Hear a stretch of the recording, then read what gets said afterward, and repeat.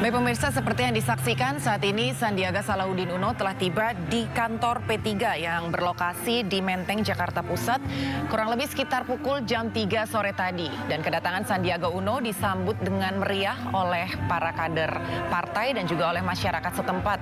Bisa disaksikan bagaimana antusiasme masyarakat saat ini begitu semangat dan juga antusias mengeluarkan kamera ponsel maupun kamera profesional untuk mengabadikan gambar kehadiran Menparekraf Republik Indonesia yang satu ini, di mana kehadiran Sandiaga Uno sore hari ini adalah untuk dilantik, di mana akan secara resmi bergabung menjadi kader dari Partai Persatuan Pembangunan atau PPP.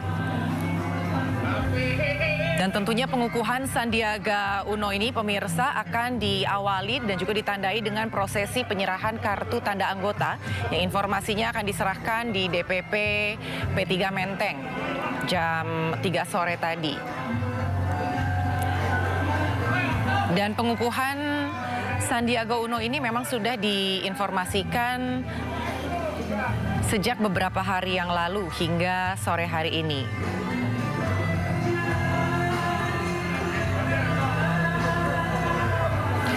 Dalam proses pengukuhan Sandiaga Uno sore hari ini, pemirsa, informasinya Sandi akan diberikan posisi yang strategis dan juga terhormat ketika bergabung. Meskipun belum dipastikan apakah jabatan Sandi nanti, namun dipastikan juga bahwa Sandi tidak akan diberikan jabatan sebagai ketum, sekjen maupun bendum. Sandiaga Uno dinilai sebagai sosok yang terhormat dan juga tokoh nasional yang tentunya memang akan dipersiapkan menduduki posisi yang strategis. Kami juga masih menunggu pemirsa informasi lebih lanjut terkait pelantikan Sandiaga Uno sore hari ini.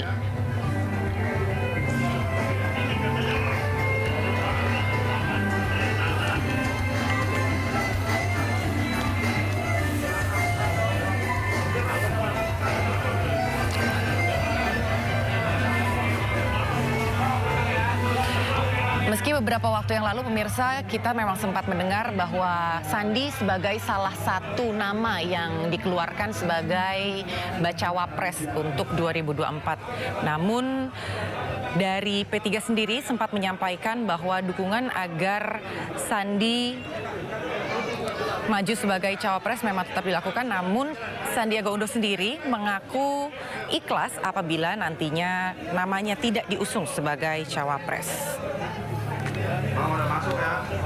Dan Sandi sudah mulai memasuki ruang utama, pemirsa sudah mulai masuk ke dalam. Dan kita juga akan menunggu bagaimana jalannya agenda sore hari ini terkait dengan pelantikan Sandiaga Uno yang akan bergabung dengan Partai P3.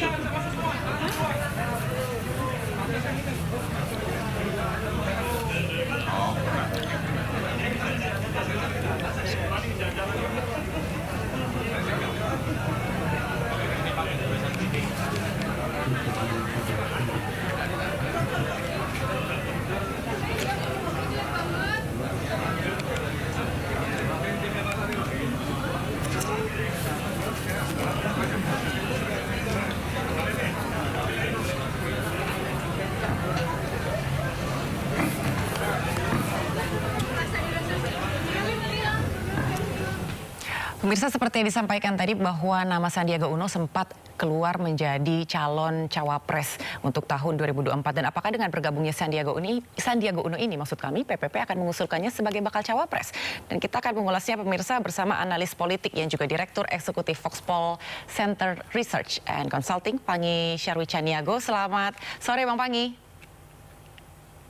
Sore Mbak Andi. Iya Bang Panggi, kalau kita lihat ini antusiasme masyarakat tadi juga ketika Sandiaga Uno tiba di kantor DPP betul-betul luar biasa sekali nih. Kalau menurut Bang Panggi sendiri, apakah sudah mulai terlihat kan Sandi untuk menjadi cawapres bagi Ganjar di tahun 2024 atau mungkin cawapres bagi calon yang lain? Ya, kalau kita cermati pertama tentu saja Sandi melakukan momen yang sangat tepat, waktu yang tepat, strategi yang tepat mungkin untuk keluar dari Gerindra supaya tidak ada lagi dalam cengkeraman Pak Prabowo. Tentu di Gerindra tidak ada matahari kembar. Jadi ini momentum yang paling tepat ketika beliau keluar dari Gerindra kemudian ditarik oleh P3 untuk bergabung sebagai kader yang nampaknya saya mencermati gelagatnya itu Mbak Anggi, ini Sandi akan dibawa oleh P3 sebagai cawapres, akan disodorkan ke koalisi keberlanjutan yaitu PDIP. Meskipun pada saat yang sama kan ketika PAN juga menyodorkan nama Pak Erick Thohir ke koalisi keberlanjutan. Apa yang kedua misalnya Pak Sandi pernah berstatement ya bahwa saya bukan dari bagian dari poros perubahan, tapi saya adalah poros percepatan. Nah, kalau kita cermati sinyal poros percepatan itu adalah chemistry politiknya itu akan lebih cenderung ke koalisi keberlanjutan yaitu PDIP, Ibu Mega, Pak Jokowi. Yang sebetulnya ini teman koalisi pertama PDIP itu adalah P3. Betul. Saya katakan P3 ini bukan partai pendukung ya, tapi pengusung utama. Jadi tulang punggungnya koalisi PDIP ini adalah yang kedua yang cepat bergabung kan adalah P3. Kemudian ada sinyal-sinyal yang akan bergabung, ada PAN misalnya. Itu kan bagian belakangan, tapi PDIP partai pertama yang PDIP berkoalisi itu adalah P3. Betul. Nah, artinya saya cermati poin saya yang ketiga adalah apakah P3 itu berkoalisi dengan PDIP itu berkoalisi dengan syarat atau berkoalisi tanpa syarat gitu. Nah, kalau kemudian P3 ingin mencoba berkoalisi dengan istilah official seeking bahwa mereka akan membawa jabatan kadernya sebagai cawapres yaitu adalah Sandi, maka tentu ini akan menjadi kalkulasi. Meskipun poin yang keempat adalah Mbak Anggi bahwa di dalam koalisinya PDIP saya cermati tetap tidak menjadi penentu seperti koalisi perubahan gitu. Jadi tetap Ibu Mega capres dan cawapresnya itu tetap ada di kantong Ibu Mega, saya lihat. Meskipun ada daya tawar yang dicoba disampaikan oleh P3 membawa nama Sandi, tapi itu tidak menjadi bergening menurut saya. Tetap saja karena apa? Posisinya PDIP itu adalah golden ticket. Dia tidak membuyarkan koalisi, tapi kalau di koalisi perubahan itu kan equal, setara ya. Jadi ada yang keluar satu, maka Pak Aniesnya bisa terlempar dari gelanggang pertarungan. Nah, kalau ini Ganjar tidak akan terlempar dari gelanggang pertarungan meskipun nanti Sandi tidak di ACC, meskipun Erick Thohir tidak di ACC oleh Ibu Mega gitu. Jadi saya melihat ini hanya usulan tapi tidak punya veto player, tidak punya kekuatan yang untuk membuyarkan koalisi keberlanjutan. Betul. Dan kalau Anda melihatnya sendiri bagaimana untuk Sandi sendiri, Bang Panggi? Kalau dilihat memang ada beberapa nama yang memang sudah sempat ditawarkan dengan daya tawar Sandi sendiri. Apalagi tadi Bang Panggi juga sempat menyampaikan bahwa PPP ini adalah menjadi partai pertama yang menyatakan dukungannya terhadap Ganjar Pranowo dari PDI Perjuangan. Untuk Sandi sendiri kansnya dibandingkan dengan calon-calon yang lain, kalau Bang Panggi melihatnya seperti apa, Bang? Iya, tentu begini, kalau kita bicarakan Mbak Anggi, tentu ada syarat cawapres itu ada 4 ya. Pertama bawa logistik, bantalan logistik, yang kedua bawa elektabilitas, yang ketiga bawa electability, penerimaan dari elit koalisi itu sendiri. Kemudian adalah bantalan yang keempat itu adalah termasuk prestasi kinerja ya.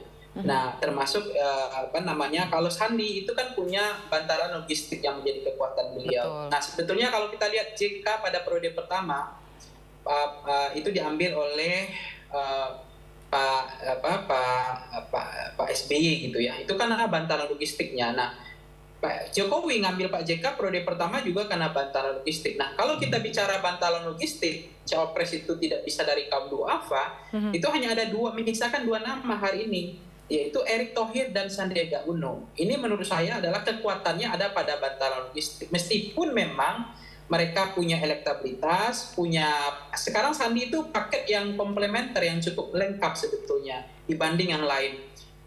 Misalnya beliau adalah cawapres yang bisa bawa partai politik, tentu bisa membawa koalisi, membawa partai.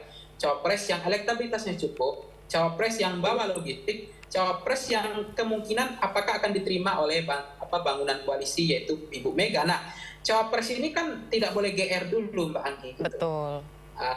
Sandiaga Uno tidak bisa GR, Erick Thohir tidak bisa GR karena preferensi elit, likability, penerimaan dari Ibu Mega itu sangat tergantung, itu tidak akan perabel elektabilitas, logistik, kemudian partai politik dan lain itu tidak akan ngefek kalau kemudian ya kuncinya ada sama Ibu Mega, sejauh mana Ibu Mega bisa menerima Sandi, sejauh mana juga Ibu Megawati bisa menerima yaitu Pak Erick Thohir gitu. Tapi saya lihat kansnya Pak Sandi ini kalau kita lihat dari soal rekam jejak misalnya prestasi sebagai beliau punya panggung sebagai menteri, itu punya modal yaitu prestasi beliau sebagai Menkopraf, Menteri Pariwisata bisa beliau banggakan gitu. Selain memang beliau pernah menjadi cawapres pada era Pak Prabowo. Itu yang kedua. Yang ketiga, Sandi termasuk mampu menggait Gen Z milenial karena kalau kita lihat ya gerak Sandi untuk memahami selera jeroan atau cita rasa dari Gen Z milenial masuk kepada habitus hobi, komoditas, cara media sosialnya Sandi dikelola oleh orang-orang muda gitu ya.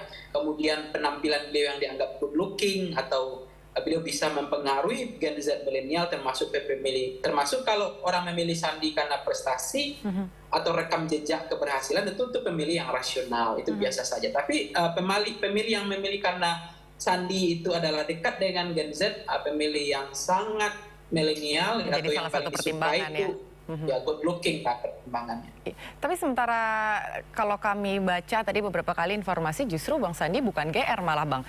Kalau sempat dibaca ya cukup tenang dan sempat menyampaikan bahwa ya kalau nggak diusung jadi cawapres pun ya nggak apa-apa karena sebetulnya memiliki kesamaan visi begitu dengan PPP. Nah kalau menurut Bang Panggi sendiri kesamaan visi apa nih Bang? Apakah karena memang selama menjabat sebagai Menparekraf dalam artian menjadi Menteri Jokowi begitu kan sudah mengikuti jalannya pembangunan yang selama ini sudah dilakukan sehingga salah satu kesamaan visinya mungkin itu menjadi salah satu kesamaan visi atau seperti apa kalau Bang Panggi melihat nih Bang?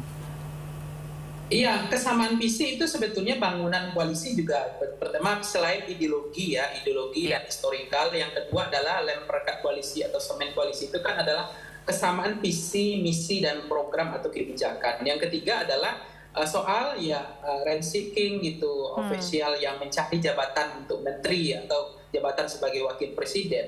Nah, sebetulnya kalau kita lihat kesamaan visi yang disampaikan, nah cuma persoalan nanti Mbak Anggi, apakah memang nanti kebutuhannya Mas Ganjar kalau dicermati nanti itu belum tentu semua irisan yang tadi menilai plusnya Sandi itu dianggap tidak penting bagi koalisi keberlanjutan besok. Mereka tidak butuh elektabilitas, mereka kadang-kadang dianggap tidak butuh partai, tidak butuh logistik dan seterusnya. Kalau kita lihat sekarang ada ruang gerak yang dimainkan oleh blok ideologis nasionalis religius, kemudian ada muncul nama Imam Masjid Istiqlal misalnya. Itu juga nanti kemungkinan ya Sandi dan Erick Thohir nggak kepake. Itu yang saya sebut nggak boleh GR dulu. Karena jangan-jangan pres itu besok bukan faktor itu yang dibutuhkan ya. Ya faktor logistik yang menjadi usernya. Jadi ini afiliasi kebutuhan afiliasi itu juga menjadi penting. Misalnya afiliasi itu seperti Imam Masjid Istiqlal Nazaruddin Umar misalnya itu dia kekuatannya pada afiliasi kebutuhan pemilih kultural misalnya yang dicari, ada NU-nya gitu.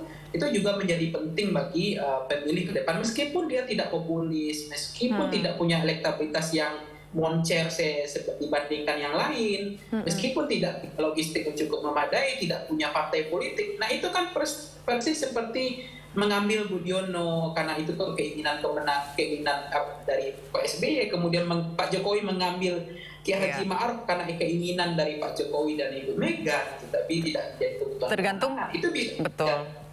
Berarti tergantung apa yang dibutuhkan oleh capresnya nanti. Dan yang terakhir, Bang Panggi, bahwa disampaikan Sandi akan mendapatkan jabatannya strategis, tapi bukan ketum. Kira-kira apa nih, Bang? Mungkin Bang Panggi bisa memberikan kalau meramalkan ini memang agak sulit, Mbak Anggi ya. Karena partai tentu akan menyiapkan pos yang strategis. Saya pikir saya nggak tahu apa pos yang cukup strategis bagi Sandi yang disiapkan oleh P3, tapi yang jelas Sandi pasti akan masuk kepada kelompok elit di P3, kelompok yang sedikit tapi cukup menentukan, Mungkin kalau veto player enggak, tetap Pak Mardiono yang menjadi penentu di P3. Tapi yang jelas Sandi ini kan P3 kan memang mencoba untuk mengambil PAN sudah diklaim di take over oleh Erick Thohir, sudah diklaim di take over oleh PAN. Misalnya PAN berkoalisi dengan siapapun siap sepanjang Erick Thohir menjadi yang disodorkan menjadi cawapresnya. Nah, sekarang P3 juga seperti itu, akan berkoalisi dengan siapapun termasuk dengan PDIP, cuma sudah mencoba menyodorkan Sandi sebagai, karena memang cawapres Ganjar hari ini yang menjadi sorotan, yang menjadi menjadi preferensi bagi PDIP, Ibu Mega dan Pak Jokowi, saya lihat adalah Sandi termasuk, kemudian ada Erick Thohir, kemudian ada nama-nama lain seperti Mahfud MD, itu ada Imam Masjid Istiqlal, kemudian ada nama misalnya Khofifah, tapi saya nggak melihat belum serius ke sana, termasuk AHY misalnya ya, yang udah mulai di rayuan Pulau Kelapa lah untuk AHY untuk goyang koalisi perubahan. Tapi ini dari dulu memang Sandi tetap menjadi cawapres incaran dari Mas Ganjar. Baik. Kalau gitu nanti kita tunggu seperti apa peta koalisi dan juga siapa nantinya yang akan mendampingi Ganjar untuk tahun 2024. Terima kasih sekali Bang Panggi selaku Direktur Eksekutif Foxpol Center Research and Consulting. Selamat sore Bang.